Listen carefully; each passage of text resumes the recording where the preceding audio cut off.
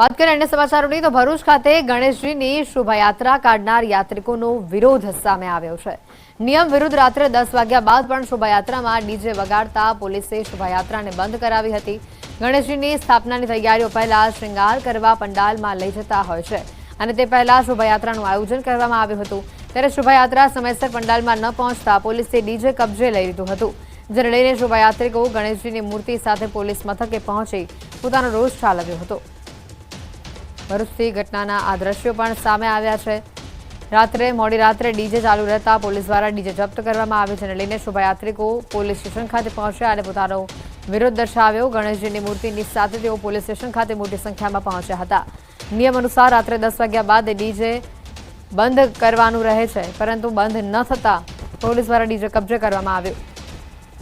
વધુ માહિતી મેળવીશું ભાવિન ફોનલાઈન પર સંવાદદાતા જોડાઈ ચૂક્યા છે। ભાવિન, જે રીતનો આ કિસ્સો સામે આવ્યો છે, હાલ શોભાયાત્રિકોનું કોઈ નિવેદન આ મામલાને લઈને સામે આવ્યું કે કેમ? જી, ગતરોજ રાત્રિના સમયે જે ડીજે સાથે ગણપતિના શોભાયાત્રા નીકળી હતી।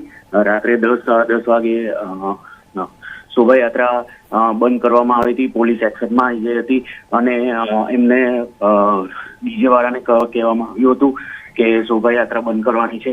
ડીજે વાળા પોલીસની સામે થતા ડીજે અને ગણેશની મૂર્તિ છે તેને એ ડિવિઝન મથકે લઈ જવામાં આવ્યા હતા। સમયસર ડીજે બંધ ન થતા પોલીસ એક્શનમાં આવી હતી। બિલકુલ જી, આભાર ભાવિન માહિતી બદલ। ગણેશ મહોત્સવને આડે હવે ગણતરીના જ દિવસો બાકી છે। દર વર્ષની જેમ આ વર્ષે પણ ઇકો ફ્રેન્ડલી મૂર્તિની માંગ વધી છે। ત્યારે ભરૂચ જિલ્લામાં પશ્ચિમ બંગાળના કારીગરો બનાવી રહ્યા છે ખાસ ઇકો ફ્રેન્ડલી મૂર્તિ। આ મૂર્તિ ગણતરીના કલાકોમાં જ ઓગળી જાય છે અને આનાથી નદીના જળચર પ્રાણીઓને નુકસાન પણ નથી પહોંચતું। અહીંયા નર્મદા નદીની માટીમાંથી 500થી વધુ શ્રીજીની પ્રતિમાઓ તૈયાર કરવામાં આવે છે।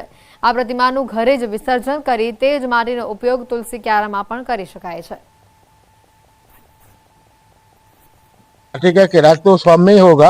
उसका किराक होने के बाद उसका पूरा रिपेयर करेगा, उसका बाद वो कॉटन का कपड़ा पूरा शरीर में चिपकाएगा। अच्छा, तो पूरा किराक बंद हो जाएगा। જે મૂર્તિ કલાકાર છે જે કલકત્તાથી આવે છે, નર્મદા નદીની આપણે જે માટી છે એ લઈને આવે છે અને કલકત્તાથી એમની જે ખાસ માટી છે જે શુદ્ધિકરણ માટે એની અંદર મિક્સ થાય છે। ઇકો ફ્રેન્ડલી ગણપતિ અહીં બનાવવામાં આવે છે। જે પીઓપીના ગણપતિ છે તે લગભગ 7 થી 10 દિવસ સુધી નદીમાં બી ઓગળતા નથી અને જે આ ઇકો ફ્રેન્ડલી જે આ મૂર્તિ બનાવવામાં આવે છે, જે માટીની મૂર્તિ છે ખાસ, તે ઝડપથી વિસર્જિત થઈ જાય છે અને ઓગળી બી જાય છે। હું ભાવિન પટેલ, ન્યૂઝ 18 ગુજરાતી, ભરૂચ।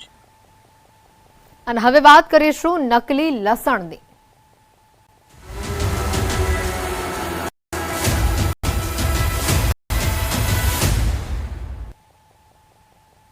મહારાષ્ટ્રના અકોલાનો એક ખૂબ જ ચોંકાવનારો આ વિડીયો વાયરલ થઈ રહ્યો છે। અહીંયા નકલી લસણ વેચવાનો મામલો સામે આવ્યો છે। લસણની કિંમતમાં દિન પ્રતિદિન વધારો થઈ રહ્યો છે અને આવી સ્થિતિમાં કેટલાક શાકભાજી વિક્રેતાઓ સિમેન્ટમાંથી બનાવેલા નકલી લસણ લોકોને વેચી રહ્યા છે। લોકોનો આક્ષેપ છે કે અસલી લસણ જેવું જ લાગે છે આ નકલી લસણ, સફેદ રંગ પણ તેને આપવામાં આવ્યો છે।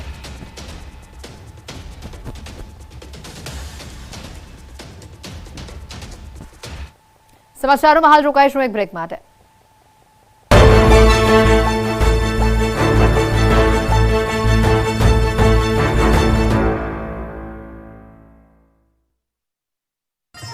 ભાઈ બહેનના પ્રેમનું પ્રતીક એટલે રક્ષાબંધન।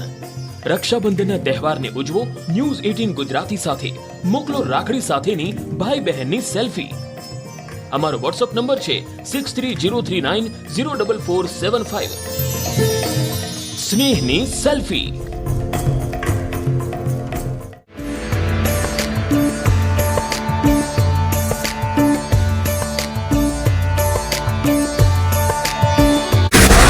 ભયાનક ભૂકંપ 7ની તીવ્રતાએ ધરાધ્રુજતા હચમચ્યું આખું શહેર। લોકોના ઘરમાં ફર્નિચર અને વાસણો તૂટી ગયા હોય તેવા દ્રશ્યો સામે આવ્યા।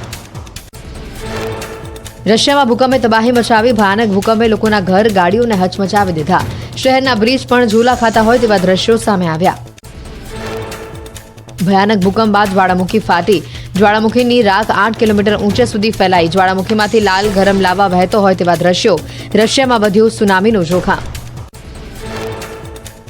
21 ઓગસ્ટથી ફરી ગાજવીજ સાથે ભારે વરસાદની આગાહી. નવસારી, વલસાડ, દમણ અને દાદરાનગર હવેલીમાં ભારે વરસાદની સાથે યલો એલર્ટ. આગામી 3 દિવસ રાજ્યમાં વરસી શકે છે છૂટોછવાયો વરસાદ. મહારાષ્ટ્ર પુણેમાં ધોધમાર વરસાદથી નદી જેવા દ્રશ્યો સર્જાયા. શહેરના મુખ્ય માર્ગો પર ઘૂંટણસમા પાણી ભરાયા. રસ્તા પાણીમાં ગરકાવ થતા વાહન ચાલકોને પડી હાલાકી. હિમાચલ પ્રદેશના મંડી જિલ્લામાં સુંદરનગર સેરકોઠી લિંક રોડ પર મુશળધાર વરસાદ વરસ્યો. પહાડોમાંથી વહેતા ધસમસતા પાણીના ધોધથી બસ રૂટ પ્રભાવિત થયો. લગભગ કલાક સુધી થંભ્યા હતા બસના પૈડા. મુસાફરોને પણ ભોગવવી પડી મુશ્કેલી. હિમાચલ પ્રદેશના સિરમૌર જિલ્લામાં લોકો જીવના જોખમે નદી પાર કરતા જોવા મળ્યા. વરસાદની સિઝનને સીયુ ગામના લોકોની વધારી મુશ્કેલી. સૈનિકોએ ગીરી નદી પર રોપવેની જગ્યા પર ઝૂલતો પુલ બનાવવાની માંગ કરી. રુદ્રપ્રયાગમાં કેદારઘાટી દુર્ઘટનાના કારણે કેદારનાથ જવાનો પગપાળો માર્ગ બિસ્માર હાલતમાં. તંત્ર દ્વારા હાથ ધરાયું રસ્તાનું સમારકામ. દરરોજ 150થી વધુ ભક્તો કરી રહ્યા છે કેદારનાથ મહાદેવના દર્શન. શ્રદ્ધાળુઓની સુરક્ષા માટે એનડીઆરએફ અને એસડીઆરએફની ટીમો તૈનાત. રાજસ્થાનના સિરસીપુરા તળાવની પાળ તૂટતા તબાહી. રહેણાંક વિસ્તારોમાં પહોંચ્યો પાણીનો ધસમસતો પ્રવાહ. નીચાણવાળા મકાનોમાં પાણી ફરી વળતા તંત્રએ ખાલી કરાવ્યા. અનેક લોકોને કરાવ્યું સ્થળાંતર. રાજસ્થાનના ટોંક જિલ્લામાં ધોધમાર વરસાદ. પીપલુમાં વીજળી નિગમના પાવર હાઉસમાં ભરાયા વરસાદી પાણી. 6 ગ્રામ પંચાયત 30 ગામોમાં 12 કલાકથી વીજળી ગુલ છે. સ્થાનિકો મુશ્કેલીમાં મુકાયા. રાજસ્થાનના જેસલમેરમાં વરસાદના કારણે ભારે નુકસાન. કેટલાક ગામોમાં પાકા મકાનો પડી જતા પરિવારજનો બન્યા બેઘર. ટાપુ બનેલા ગામોમાં તંત્ર દ્વારા રેસ્ક્યુ ઓપરેશન. ધોધમાર વરસાદના કારણે રસ્તાઓ અને પુલ પાણીમાં ગરકાવ. તેજ પવન ફૂંકાતા કેટલાય ગામોમાં વીજ પુરવઠો ખોરવાયો. મોહનગઢ, રાતડિયા સહિત કેટલાય ગામોમાં કેડસમાં પાણી ભરાતા જીવના જોખમે અવરજવર કરવા મજબૂર. ધોલપુર કરોલી હાઈવે ઉપર પાણી ભરાતા સ્થાનિકો ત્રસ્ત. કોંગ્રેસ કાર્યકરોના પાણી ભરેલા રોડમાં હોળી જલાવી અનોખો વિરોધ. વહીવટીતંત્રને જગાડવાનો અનોખો પ્રયાસ. કોંગ્રેસે પાણીના કાયમી નિકાલની કરી માંગ. રાજસ્થાનના ટોંકના ઉનિયારામાં ભારે વરસાદથી ઠેર ઠેર ભરાયા પાણી. પંથકના ગામડાઓમાં અઠવાડિયાથી પાણીનું સામ્રાજ્ય. વહીવટીતંત્રની કામગીરી સામે લોકોમાં રોષ. લોકોને અવરજવર કરવામાં પારાવાર મુશ્કેલી. કોલકાતા શહેરના અનેક ભાગોમાં વરસ્યો વરસાદ. આરજીકાર મેડિકલ કોલેજ અને હોસ્પિટલની બહારના દ્રશ્યો સામે આવ્યા. બિહારના સુલતાનગંજમાં ગંગા નદીના જળસ્તર વધતા શ્રદ્ધાળુઓની સાથે દુકાનદારોની પણ વધી મુશ્કેલી. ગંગા નદીના પાણી રસ્તાની સાથે દુકાનોમાં ફરી વળ્યા. દુકાનોમાં રાખેલો માલસામાન પલળી જતા વેપારીઓને નુકસાન. સુરતમાં મહિલા ટ્રાફિક પોલીસ કર્મચારીનો વિડીયો વાયરલ. વાહન ચાલકો સાથે ગેરવર્તન કરતી મહિલા પોલીસ કેમેરામાં કેદ. વાહન ચાલકે સવાલ કરતા તેની માતાને બોલ્યા અપશબ્દો. મહિલા પોલીસકર્મી પોતાનું નામ મોંઘી રબારી હોવાનું સામે આવ્યું. રાજકોટના અચીડેમ ચોકડી નજીક એક ટ્રાફિક વોર્ડને મનપાની કામગીરી જાતે કરી. વરસાદમાં ધોવાયેલા રોડ પર પડેલા ખાડા પૂર્યા. બિસ્માર રસ્તામાં કોઈ રાહદારી પડે કે નહીં માટે ઉપાડ્યો પાવડો. સમાજ પ્રત્યે તેમની જવાબદારીને બખૂબી નિભાવી.